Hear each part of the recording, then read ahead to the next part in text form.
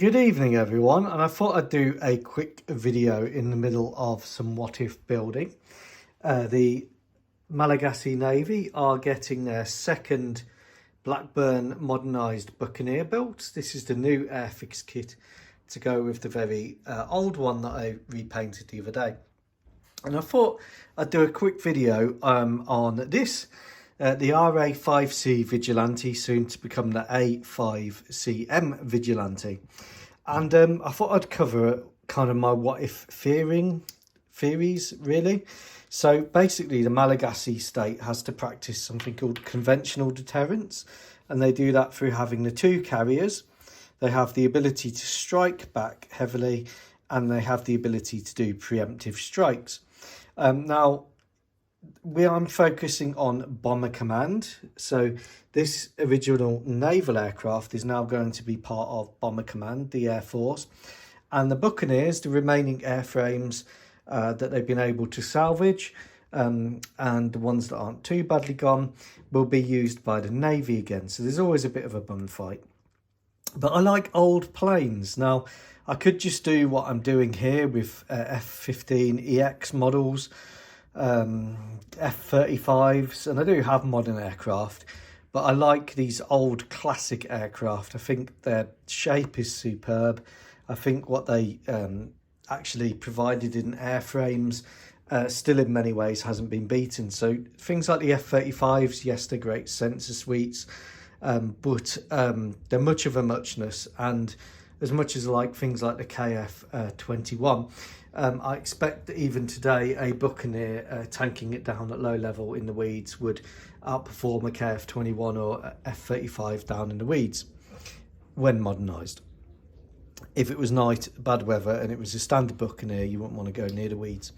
But anyway, so my Bomber Command has Vulcans, and they deliver standoff performance. They're able to launch salvos of standoff weapons, JASSMs, long-range strike missiles, tall boy glide bombs, Grand Slam guide bombs, and they are supported in Bomber Command by the SEAD aircraft. That's my F-16s and my EF-15Gs, the Growler version of the Eagle or what if.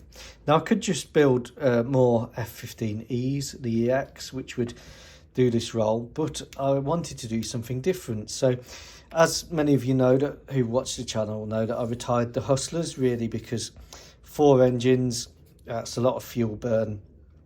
They've been in service since 1969 when the Americans got rid of them, and really they were time expired, really. So one of my crucial parts of my sort of what if thing is that maybe they made an extra 40 Vigilantes in the second production batch, and obviously the Malagasys in my what if world brought the Buccaneers from the British all that time ago, so they've got those left lying around. They put these into storage at Davis Manhattan. The Americans had loads of these left over, an extra 40 airframes still in Davis Manhattan, so the Malagasys have gone shopping. And the idea is that the Buccaneers are going to provide low-level strike for the Navy again, and work with the Rafales. The Rafales will then be able to do more fleet defence. So I wanted a low-level penetration bomber, and I wanted it to be supersonic. So where else can you go for a supersonic low-level penetration bomber? The Vigilante. And it has to be available as a 1 in 72nd kit, which is often the issue. So some of the very what-if projects just aren't available. So I thought, okay, well, the Vigilante looks promising.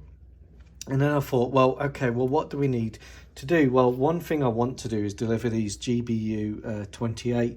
These are extreme hardened penetrator bombs. So these are designed to go into a target, bury deep in, and destroy bunkers. And that's part of the conventional deterrence, the ability to preempt a strike on the Malagasy state, or to strike back and destroy even fortified, heavily dug in underground weapon systems. Now, this bomb is quite big, and only the F-15s really carry these. The F-111 I think did carry these, but they're out of service. The Buccaneer can't carry them, they're too big. So the Vigilante, well, that does have the size to carry them, and it does have the range, endurance, supersonic speed. So what I'd be doing is I'd be taking off this central canoe. I'd be putting bomb racks underneath for the GBU 28s, and then I'd be adding the wing pylons on with a fuel tank and a wing pylon at the edge with maybe a Sidewinder AIM-9X for defence. I'd be changing the engines out for the Pratt & Whitney 1120s, which I've already had in my What If Phantoms. They fit the J79 size. A good upgrade, massive power and weight saving upgrade. The Vigilante already has a lot of ECM kit, so that would be digital reworks of the avionics. It had a fly-by-wire system, just needs modernising. Add in the targeting system there, an inbuilt targeting system like on the JSF. You've still got a nice clean airframe. Add in some missile alert warning sensors, some more missile alert warning sensors. Have the centre of the aircraft where the bomb bay was filled with fuel. And that is my plan for the Air Force. So that is kind of how I've come up with the idea of using the Vigilante, and I'll now get it built.